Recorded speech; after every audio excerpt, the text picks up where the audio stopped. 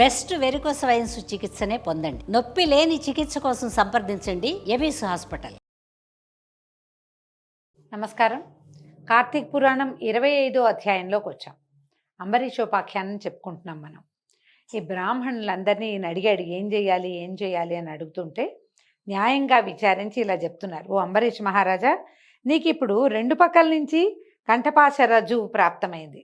ఇది నీ పూర్వ పాతకం వలననే సంభవించింది. ఈ విషయమందు మేము నిశ్చయించుటకు సమర్థులము కాము. పారణను ఆపితిమా హరిభక్తికి లోపము కలుగును, పారణ చేయించితిమా దూర్వాసుడు శాపమిచ్చును. కనుక ఎట్లయినను నీకు కీడు రాక తప్పదు.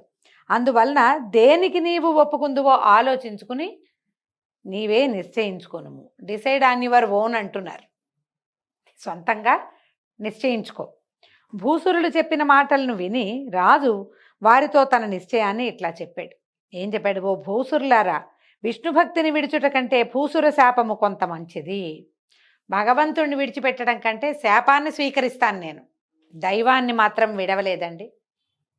ఇప్పుడు లోకం ఎట్లా అయిందండి? దైవాన్ని మార్చేసుకుంటాం మనం. అస్సలు చేయకూడని పనే అది.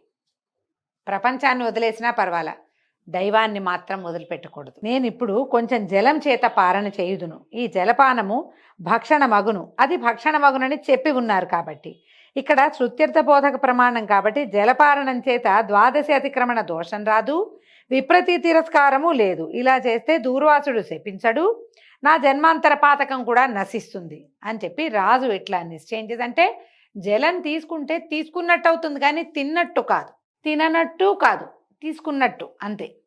జలము చేత పారణ చేసెను. ఇంతలో దూర్వాస మహాముని వచ్చి అతి కోపంతో నేత్రములతో దహించేవాడిలాగా అంబరీష మహారాజును చూసి చెబులకు వినశక్యము గాని కఠినతరమైన వాక్యాన్ని ఇట్లా పలికాడట. ఆయన వచ్చేసాడు, ఈ నీళ్ళు తాగాడు, ఆయన వచ్చాడు. ఓ రాజా, అతిథినిగా వచ్చినటువంటి నన్ను విడిచి శాస్త్ర మర్యాదను వదిలి ధర్మభంగకారిణి అయిన దుర్బుద్ధితోటి నువ్వు ద్వాదశీ పారణమును చేసితివి. స్నానమాచరించక భుజించువాడు మలభోజియగును, ఇతరులకు పెట్టక తానొక్కడే భుజించినవాడు పాపభోజి అవుతాడు. అతిథిని రమ్మని పిలిచి తాను ముందు భుజించిన వాడు వాడికంటే అధముడు, వాడు అశుద్ధములో ఉండేటువంటి పురుగు వలె మలాసి అవుతాడు. ఆత్మార్థము వంట చేసుకున్నవాడు పాపాన్ని భుజిస్తాడు. అతిథి కోసం వండించి తానే భుజించినవాడు పాపముల పరంపరని భుజించినవాడగును.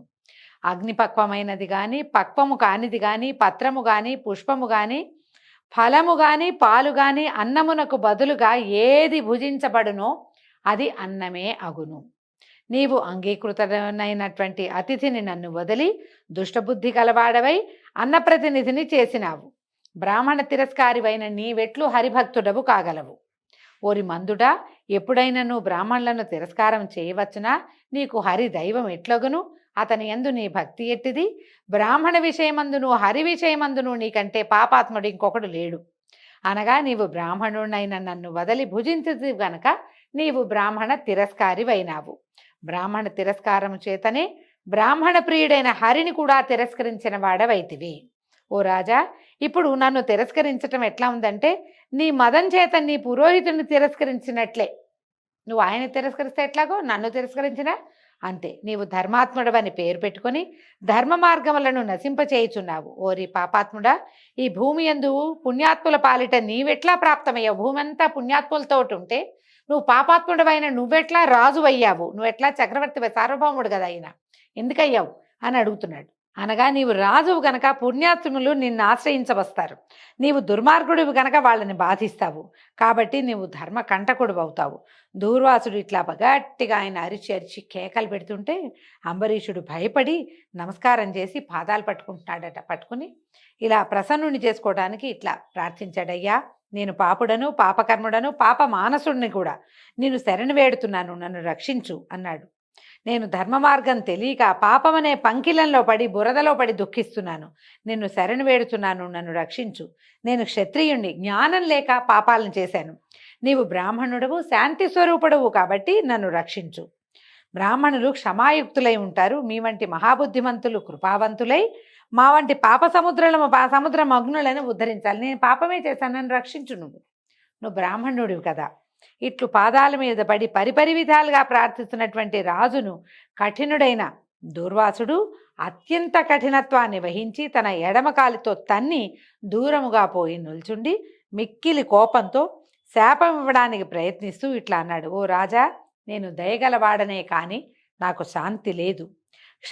శాంత స్వభావమునకు ఆయలమైతిని కనుకనే దూర్వాసుడు శాంతి లేనివాడని తెలుసు. ఎందుకంటే ఆలయం నేను అతి కోపిని కాబట్టే నాకు దూర్వాసుడు అన్న పేరుంది. శాంత స్వభావానికి ఆలయం అయ్యాను కనుకే దూర్వాసుడు శాంతి లేనివాడని తెలుసుకో. ఇతర మునీశ్వరులందరూ కోపితులై తిరిగి ప్రార్థించిన ఎడల శాంతులగుదురు. నేను కోపితుడునైన నేని కోపం తెప్పించిన వాడికి కఠినమైన శాపం ఇవ్వక శాంతించేవాడని కాను అని ఇట్లా పలికి అంబరీషుని ఉద్దేశించి ఇట్లా శపించాడట.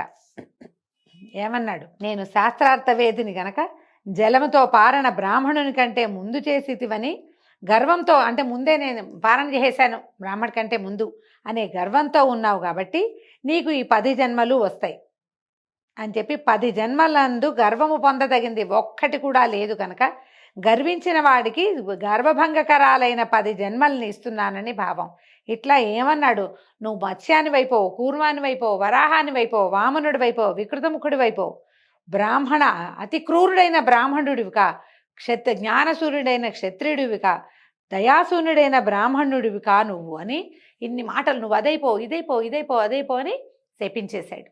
ఎన్ని రకాల స్వరూపాలు పొందమనో శపించాడు. ఇట్లా 10 శాపాలను ఇచ్చింది.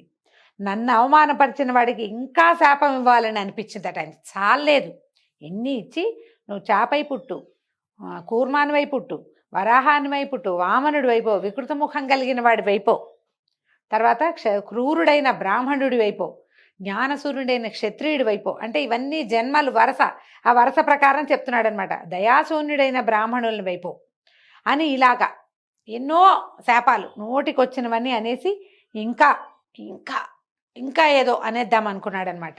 అని నోరు తెరిచే లోపల ఈ అంబరీషుని హృదయమందున్న బ్రహ్మవేద్యుడును భక్తి ప్రియుడును, అంటే భక్త ప్రియుడును శరణాగత వత్సలుడు అయినటువంటి హరి తన భక్తుని కాపాడే తలంపుతోటి బ్రాహ్మణుని మాటను సత్యముగా చేయవలనన్న తలంపుతోటి దూర్వాసుడిచ్చినటువంటి 10 శాపములను తాను గ్రహించి తిరిగి శాపం ఇవ్వడానికి ప్రయత్నిస్తున్నటువంటి బ్రాహ్మణుని అతిక్రమముతోటి తగిన శిక్ష విధించవలనని తలంచి చక్రాయుధాన్ని ఆదేశించాడు. తర్వాత అంతలో ఆ చక్రము కోటి సూర్యకాంతితో ప్రకాశిస్తూ జ్వాలలతో మండుతుండగా నోరు తెరుచుకొని దూర్వాసుని పైకి వచ్చింది. దానిని చూసినటువంటి దూర్వాసుడు భయమంది ప్రాణములను రక్షించుకునే తలంపుతోటి పరిగెత్తాను. చక్రము మండుతున్న జ్వాలలతోటి ముని వెంటపడినది. ముని భూమి అంతయు తిరిగెను. దూర్వాసుడు చక్రము చేత భూచక్రమంతా తిరిగింపబడ్డాడు. చక్రభయము చేత ఎవడును మునిని రక్షించేవాడే లేకపోయాను. ఇంద్రాది దిక్పాలులను, వశిష్ఠాది మునీశ్వరులను, బ్రహ్మాది దేవతలను వారందరూ కూడా దూర్వాసుని రక్షింపలేని వారైన. ఇట్లా తపస్సు చేసుకుంటూ కూర్చునేటువంటి మునీశ్వరునకు అతి కోపము చేత బుద్ధి చెరుచుకొని హరిభక్తునికి అవమానం చేయటం వలన సంకటము తటస్థించను. ప్రాణ సంకటం, ఈయన పారిపోయాడు, అక్కడికి ఇక్కడికి పరిగెత్తాడు. ఎక్కడికి పరిగెత్తినా అతనికి రక్షణ లభించలేదు. జ్వాలలతోటి మండుతున్నటువంటి 1000 పళ్ళు కలిగిన సుదర్శన చక్రము హరిభక్తుణ్ణి రక్షించే తలంపుతోటి హరిచేత ఆజ్ఞాపింపబడి దూర్వాసుని వెంట పరిగెత్తింది అనమాట. ఆయన పరిగెత్తాడు, చక్రం కూడా పరిగెత్తింది. దీంతో ఈరోజు 25వ అధ్యాయం పూర్తయిందండి. ఏ విధంగా చక్రస్వామి నుంచి దూర్వాసుడు రక్షింపబడ్డాడో రేపు ఉదయం 26వ రోజు పారాయణలో తెలుసుకుందాము. నమస్కారం.